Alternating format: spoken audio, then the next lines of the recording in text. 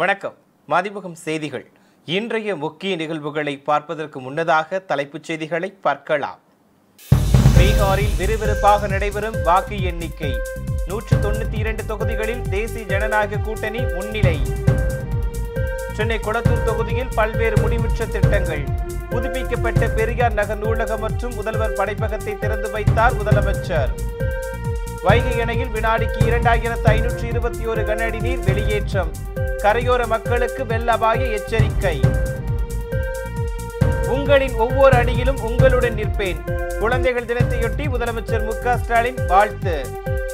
தென்கிழக்கு வங்கக்கடலில் நவம்பர் 21ஆம் தேதி புதிய காற்றழுத்த தாழ்வு பகுதி உருவாக வாய்ப்பு. இந்திய வானிலை ஆய்வு மையம் தகவல். பீகார் சட்டப்பேரவை தேர்தல் வாக்கு எண்ணிக்கையில் தேசிய ஜனநாயக கூட்டணி முன்னிலையில் உள்ளது. பீகாரில் பெரும் எதிர்பார்ப்புக்கிடையே வாக்கு எண்ணிக்கை விறுவிறுப்பாக நடைபெற்று வருகிறது. 2 கட்டங்களாக நடைபெற்ற தேர்தலில் இதுவரை இல்லாத வகையில் 66.9 விழுக்காடு வாக்குகள் பதிவாகின. இதனால் பீகாரில் உள்ள 38 மாவட்டங்களில் அமைக்கப்பட்டுள்ள 46 வாக்கு எண்ணும் மையங்களில் பலத்த பாதுகாப்பு போடப்பட்டுள்ளது. இதுவரை எண்ணப்பட்ட வாக்குகளின் அடிப்படையில் 243 தொகுதிகள் கொண்ட பீகாரில் 192 தொகுதிகளில் தேசிய ஜனநாயக கூட்டணி முன்னிலையில் உள்ளது. ஜனதா தளம் 84 தொகுதிகளிலும், பாஜக 80 தொகுதிகளிலும், எஸ்ஜேபி 23 தொகுதிகளிலும், எச்ஏஎம் 4 தொகுதிகளிலும் முன்னிலையில் உள்ளன. சென்னை கொளத்தூர் தொகுதியில் பல்வேறு முடிவுற்ற திட்டங்களை முதலமைச்சர் மு.க. ஸ்டாலின் துவக்கி வைத்தார். சென்னை பெருநகர் வளர்ச்சி குழுமம் சார்பில் வடசென்னை வளர்ச்சி திட்டத்தின் கீழ் 5,24 லட்சம் ரூபாய் செலவில் புதுப்பிக்கப்பட்ட பெரியார் நகர் நூலகம் மற்றும் முதல்வர் படைப்பகத்தை முதலமைச்சர் மு.க. ஸ்டாலின் திறந்து வைத்தார். இதனைத் தொடர்ந்து 3,86 லட்சம் ரூபாய் செலவில் கட்டப்பட்டுள்ள சார் பதிவாளர் அலுவலகத்திற்கான புதிய கட்டடத்தையும் முதலமைச்சர் திறந்து வைத்தார். மேலும் பெரவள்ளூரில் புதிதாக புற காவல் நிலையம் கட்டும் பணி, பெரியார் அரசு மருத்துவமனை வளாகம் மற்றும் கார்த்திகேயன் சாலை பணிக்கு முதலமைச்சர் மு.க. ஸ்டாலின் அடிக்கல் நாட்டினார். அதேபோல் கொளத்தூரில் பெருநகர சென்னை மாநகராட்சி மூலதன நிதியின் கீழ் 68 லட்சம் ரூபாய் மதிப்பீட்டில் புதிதாக கேஃபை பெரவள்ளூர் புற காவல் நிலையம் கட்டும் பணிக்கும் அடிக்கல் நாட்டினார். இந்நிகழ்ச்சியில் அமைச்சர் சேகர் பாபு, மேயர் பிரியா மற்றும் அரசு அதிகாரிகள் உள்ளிட்டோர் பங்கேற்றனர்.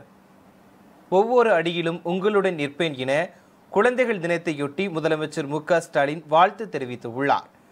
குழந்தைகள் தினம் இன்று கொண்டாடப்படுவதையொட்டி முதலமைச்சர் மு.க. ஸ்டாலின் வாழ்த்து தெரிவித்துள்ளார்.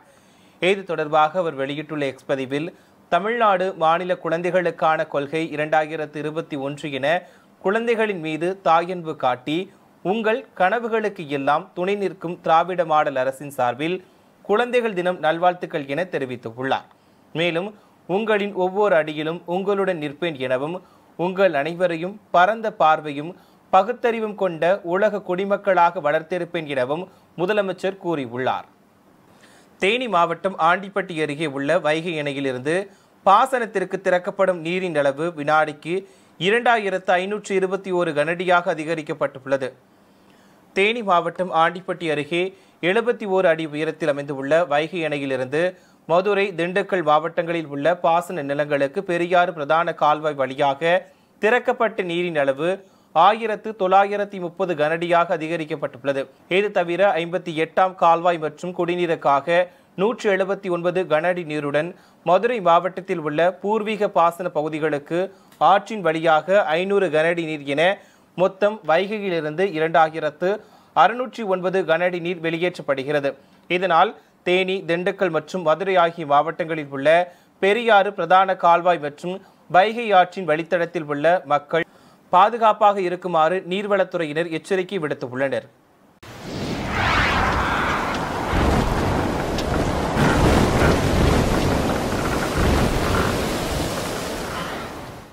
தென்கிழக்கு வங்கக்கடலில் வரும் 21ஆம் தேதி புதிய காற்றழுத்த தாழ்வு பகுதி உருவாகலாம் என இந்திய வானிலை ஆய்வு மையம் கணித்துள்ளது. கடந்த சில வாரங்களுக்கு முன்பு தென்மேற்கு பருவமழை முடிந்து வடகிழக்கு பருவமழை தொடங்கியது. இந்நிலையில் தென்கிழக்கு வங்கக்கடலில் வரும் 21ஆம் தேதி புதிய காற்றழுத்த தாழ்வு பகுதி உருவாகலாம் என வானிலை ஆய்வு மையம் தெரிவித்துள்ளது. இந்த காற்றழுத்த தாழ்வு பகுதி மறுநாள் காற்றழுத்த தாழ்வு மண்டலமாக வலுப்பெறலாம் எனவும் வானிலை ஆய்வு மையம் கணித்துள்ளது. இதனால் தமிழகத்தில் கனமழை பெய்யக்கூடும் என எதிர்பார்க்கப்படுகிறது. இதனிடையே வளிமண்டல கீழடுக்கு சுழற்சி காரணமாக 2 நாட்கள் தமிழ்நாட்டில் ஓரிரு இடங்களிலும் புதுச்சேரி மற்றும் காரைக்கால் பகுதிகளிலும் மிதமான மழை பெய்யக்கூடும் என சென்னை வானிலை ஆய்வு மையம் தெரிவித்துள்ளது. அதேபோல் நவம்பர் 15ஆம் தேதி தஞ்சாவூர், திருவாரூர், நாகப்பட்டினம், மயிலாடுதுறை ஆகிய 4 மாவட்டங்களில் கனமழை பெய்யக்கூடும் என கணிக்கப்பட்டுள்ளது. சென்னை மற்றும் அதன் புறநகர் பகுதிகளை பொறுத்தவரையில் வானம் ஓரளவு மேகமூட்டத்துடன் காணப்படும் எனவும் நகரின் ஒரு சில பகுதிகளில் லேசான மழை பெய்ய வாய்ப்புள்ளதாகவும் வானிலை ஆய்வு மையம் தெரிவித்துள்ளது. திருப்பூர் போயம்பாளையம் அருகே கூட்டு குடிநீர் திட்டத்திற்கான குழாயில் ஏற்பட்ட உயர் அழுத்தம் காரணமாக மூடி சிதறியதால் வாகனங்கள் சேதமடைந்தன. திருப்பூர் மாநகராட்சிக்கு மேட்டுப்பாளையத்திலிருந்து அவிநாசி வழியாக 4வது கூட்டு குடிநீர் திட்டத்திற்கான பெரிய ராட்சத குழாய் அமைக்கும் பணி நடைபெற்று வருகிறது. இந்நிலையில் போயம்பாளையம் பேருந்து நிறுத்தம் அருகே இதற்கான குழாய் பதிக்கும் வேலைகள் நடைபெற்று வந்தன.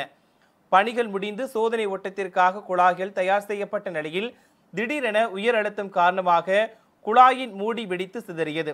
இதனால் அருகில் நிறுத்தி வைக்கப்பட்டிருந்த வாகனங்கள் சேதமடைந்தன. இதன் காரணமாக அப்பகுதியில் சிறிது நேரம் பரபரப்பு ஏற்பட்டது. தொடர்ந்து சம்பவ இடத்திற்கு விரைந்த அதிகாரிகள் குழாயை சரி செய்யும் பணியில் ஈடுபட்டனர். விழுப்புரத்தில் 72வது அகில இந்திய கூட்டுறவு வார விழா கொண்டாடும் வகையில் மினி மாரத்தான் போட்டி நடைபெற்றது.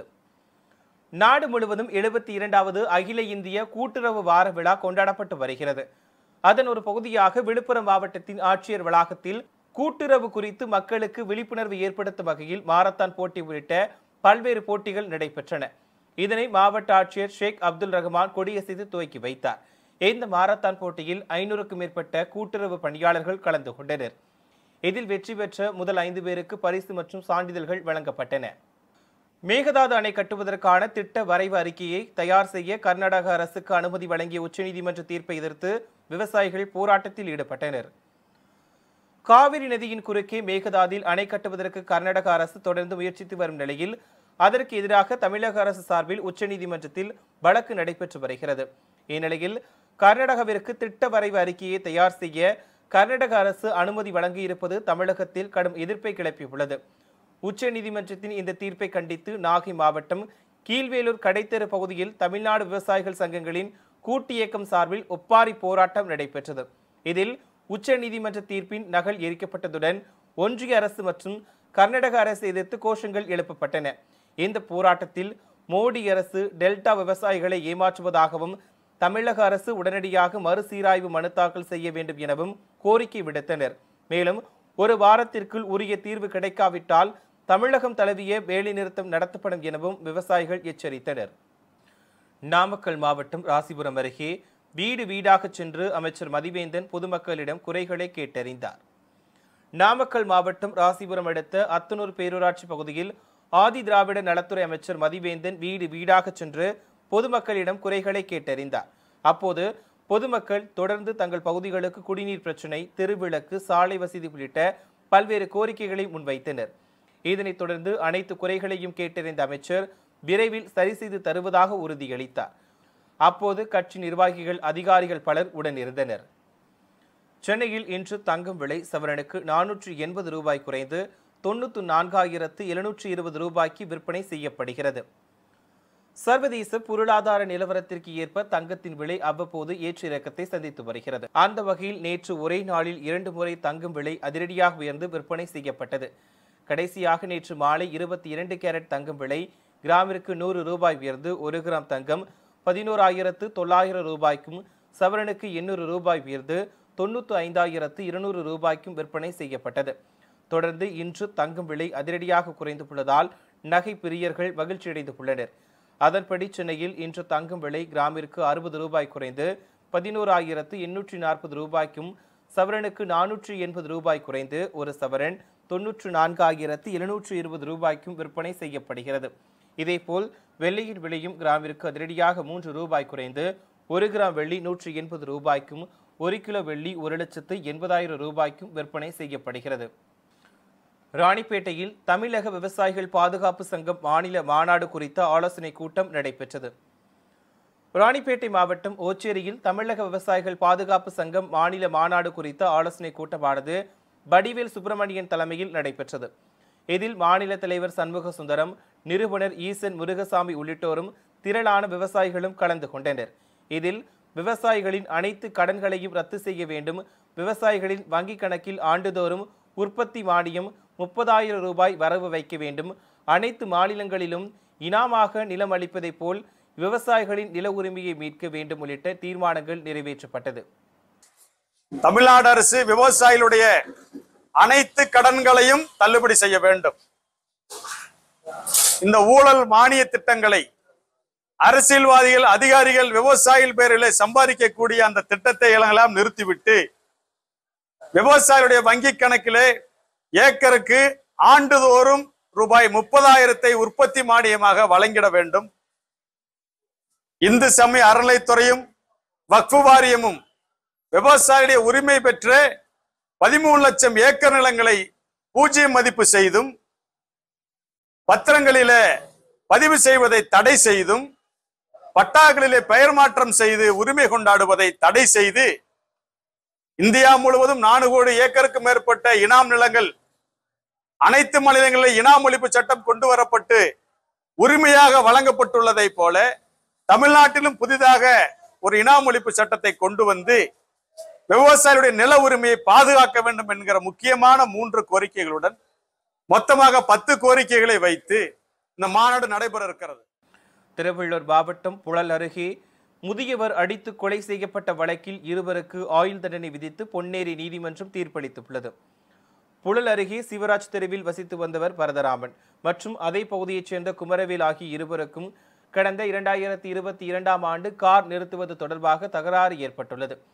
இந்த தகராறு மோதலாக மாறி குமரவேல் தனது உறவினர்களுடன் சேர்ந்து பரதராமனை தாக்கியுள்ளார். இதில் படுகாயமடைந்த பரதராமன் ஸ்டான்லி மருத்துவமனையில் அனுமதிக்கப்பட்டு சிகிச்சை பலனின்றி உயிரிழந்தார். இந்த சம்பவம் தொடர்பாக குமரவேல் மற்றும் அவரது உறவினர்கள் அருணகிரி, பழனி, கல்பனா, மலர், சங்கீதா ஆகிய 6 பேர் கைது செய்யப்பட்டு சிறையில் அடைக்கப்பட்டனர். இந்த வழக்கு விசாரணை பொன்னேரியில் உள்ள கூடுதல் மாவட்ட அமர்வு நீதிமன்றத்தில் நடைபெற்று வந்தது. விசாரணையின் முடிவில் குற்றம் நிரூபிக்கப்பட்டதைத் தொடர்ந்து கொலை வழக்கில் குமரவேல், தாய்மாமன் அருணகிரி ஆகிய 2 பேருக்கு ஆயுள் தண்டனை விதித்து நீதிபதி சிவக்குமார் தீர்ப்பு வழங்கினார். மேலும் வழக்கில் கைது செய்யப்பட்ட உறவினர்கள் பழனி, கல்பனா, மலர், சங்கீதா உள்ளிட்ட 4 பேரை வழக்கில் இருந்து விடுதலை செய்து உத்தரவிட்டார். ராணிப்பேட்டை மாவட்டம் திமிரி அரசு ஆரம்ப சுகாதார நிலையத்தில் முறையான சிகிச்சை அளிக்காததால் பிறந்த குழந்தை உயிரிழந்த சம்பவம் பெரும் அதிர்ச்சியை ஏற்படுத்தியுள்ளது. ராணிப்பேட்டை மாவட்டம் மேட்டுக்குடிசை கிராமத்தைச் சேர்ந்த அஜித், ஸ்னேகா தம்பதிகளுக்கு திங்கட்கிழமை என்று பிறந்த ஆண் குழந்தைக்கு பிரசவத்தின் போது தொப்புள் கொடி களத்தை சுற்றியதால் சுவாச கோளாறு ஏற்பட்டுள்ளது. இந்நிலையில் இன்குபேட்டர் இல்லாததாலும் போதிய டாக்டர் மற்றும் செவிலியர் இல்லாததாலும் உரிய சிகிச்சை அளிக்கப்படாமல் உடல்நிலை மேலும் பாதிக்கப்பட்டுள்ளது. தொடர்ந்து வாலாஜா அரசு மருத்துவமனைக்கு குழந்தையை கொண்டு செல்ல ஆம்புலன்ஸ் 1.5 மணி நேரம் தாமதமாக வந்ததால் குழந்தை வழியிலேயே பரிதாபமாக உயிரிழந்தது. மேலும் ஸ்னேகாவை 2 தினங்கள் அனுமதித்து சிகிச்சை அளிக்க வேண்டும் என கூறி மறுநாளே எந்தவித முன் அறிவிப்பும் இன்றி வீட்டிற்கு அனுப்பியதாக கூறப்படுகிறது. இதனால் ஆத்திரமடைந்த ஸ்னேகாவின் கணவர் மற்றும் உறவினர்கள் மாவட்ட ஆட்சியருக்கு தகவல் தெரிவித்ததன் பேரில் உடனடியாக மருத்துவ குழுவினர் வீட்டிற்கு சென்று மீண்டும் மருத்துவமனையில் அனுமதித்து சிகிச்சை அளிப்பதாக அழைத்துள்ளனர். இதனால் அங்கு சிறிது நேரம் பரபரப்பான சூழல் ஏற்பட்டது. ஈரான் ஏவுகணை திட்டத்திற்கு உதவுவதாக கூறி இந்திய ரசாயன நிறுவனத்திற்கு அமெரிக்கா பொருளாதார தடை விதித்தது. மராட்டியத்தைச் சேர்ந்த பார்ம்லேண்ட் நிறுவனம் ஏவுகணை உற்பத்திக்கான ரசாயனத்தை ஏற்றுமதி செய்வதாக கூறி தடை விதிக்கப்பட்டுள்ளது. இந்த தடைகள் பொதுவாக சட்டவிரோதமான செயல்கள், மனித உரிமை மீறல்கள் அல்லது உலக அமைதிக்கு அச்சுறுத்தலான செயல்களை தடுப்பதற்காக விதிக்கப்படுகின்றன. சமீபத்தில் அமெரிக்கா, ஈரான், சீனா, இந்தியா, ஹாங்காங் மற்றும் பிற நாடுகளைச் சேர்ந்த நிறுவனங்கள் மற்றும் தனிநபர்கள் மீது, குறிப்பாக ஈரான் ஏவுகணை திட்டத்துடன் தொடர்புடையவர்கள் மீது பொருளாதார தடைகளை விதித்துள்ளது. மேலும் ரஷ்யாவின் எண்ணெய் நிறுவனங்கள் மீதும் பொருளாதார தடைகள் விதிக்கப்பட்டுள்ளன. இந்நிலையில் அமெரிக்க அரசாங்கம் உலக அளவில் இயங்கி வரும் வர்த்தக நிறுவனங்கள் மீது நேற்று புதிதாக பொருளாதார தடை விதித்தது. மீண்டும் தலைப்புச் செய்திகள். பீகாரில் விறுவிறுப்பாக நடைபெறும் வாக்கு எண்ணிக்கை. 192 தொகுதிகளில் தேசிய ஜனநாயக கூட்டணி முன்னிலை. சென்னை கொளத்தூர் தொகுதியில் பல்வேறு முடிவுற்ற திட்டங்கள். புதுப்பிக்கப்பட்ட பெரியார் நகர் நூலகம் மற்றும் முதல்வர் படைப்பகத்தை திறந்து வைத்தார் முதலமைச்சர். வைகை அணையில் வினாடிக்கு 2521 கன அடி நீர் வெளியேற்றம். கரையோர மக்களுக்கு வெள்ள அபாய எச்சரிக்கை. உங்களின் ஒவ்வொரு அடியிலும் உங்களுடன் நிற்பேன். குழந்தைகள் தினத்தையொட்டி முதலமைச்சர் மு.க.ஸ்டாலின் வாழ்த்து. தென்கிழக்கு வங்கக்கடலில் நவம்பர் 21ஆம் தேதி புதிய காற்றழுத்த தாழ்வு பகுதி உருவாக வாய்ப்பு. இந்திய வானிலை ஆய்வு மையம் தகவல். இத்துடன் செய்திகள் நிறைவடைந்தன. மேலும் செய்திகள் இரவு 8 மணிக்கு. மேலும் செய்திகளை தெரிந்து கொள்ள மதிமுகம் பிரைம் யூடியூப் தளத்தில் இணைந்திருங்கள்.